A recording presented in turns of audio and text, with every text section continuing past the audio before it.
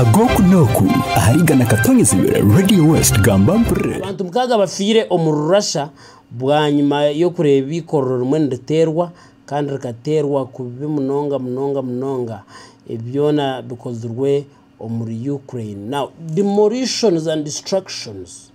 okucwechereze ebintu omu Ukraine kucyagenda misho even when no butwarebere ruriyo rukiko ndugendo misho hagati ya Russia na Ukraine no yijukankana haburuze kibuzo nyonko muntu nkababuza nabagira ntati Putin okwenda ganiro businje because as a student of peace and conflict nyowe aruhe ebintu kureba nibikorwa ha global level binshobera toyino ko kubasa kuzakora mediation ninga sho kugarukana semba jwibireze takireba naje oketa President Putin Vladimirovich Putin wa Russia okamustamsaha okagaruko kagendo kaza kuronda Donald Trump wa America atokasigaho omushijo bakweta Volodymyr Zelensky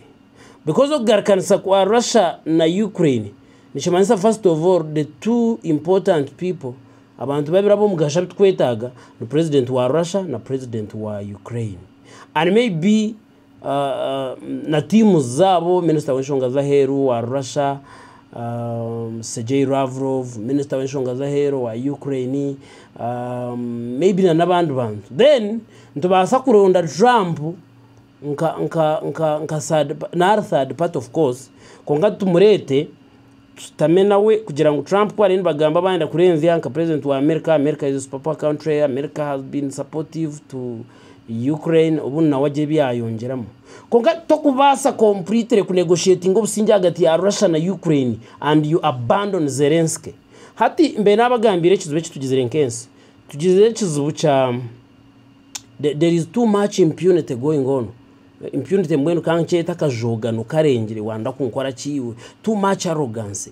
kugira ngo hati hariho conflict because if you understand conflict you understand conflict yagati ya Russia na Ukraine conflict kargai Ukraine wanted to join NATO then Russia feels insecure nabajya no itutwasa kukirizi hange no kandi nabone kindi kinaka kwatega hango na n'umuntu orkwebembera Russia right now kandi nawe to kumbureminga abo kuba there is a competition no manya twine competition zebikabinje technological competition hanuye ntahanga ma ombyese ntamahanga ngenda kure who becomes the richest China and America then there is also space race aside age mbyo mwanya nebindi now hati Russia nayo niyetago bushoboro to kubaza kugira bushoborozi baba nibakutwara ninko kwa kujoti ninyenyine kawekeji konka bizire bakoma bahikaru wigira wanje ati kwigura rubura kwigukabo kuba bankomere mbone ukaguma munjo mu cinjirine otine nambuga yo kubasa kwemerera mboshi okayeta abajenyi biza kashikoro takigura rwijingu rwiguka now Russia feels like tukubasa kwiciriza amahanga gonaga gakagenda gakatwarwa NATO because of that competition yagati ya Russia na America the western powers nebindi now hati Putin feels like to control when to survive to live no yetaga kuboyi no bushoborozi at least umahanga gagakwetorine one of them is Ukraine ineteka tekeriye yubwire bwabanikita Gorbachev baba Mikhail whatever you know obubwiro bwo kugira ngo Russia by then care part of the Soviet Union hati ya changa mbweni kwa kuba yahereze kuchanga yaje tumukubasa kujoininga NATO aba Ukraine ba Zelensky bajya ngo twenda kujoininga NATO nurwo rutaro niyo shonga bwakiba yoni barwana kandi tukimati yejo mbweni cyo banchimanisa nkuwa kwenda kujota hati mu mazuru bwene mu Rwanda abantu bafe ibintu byafe tutaka bwakuka let us mediate let us resolve this conflict cyo banchimanisa ngo number 1 naba haro president na nabandi bantu kuruga Russia na haro president na nabandi bantu kuruga Ukraine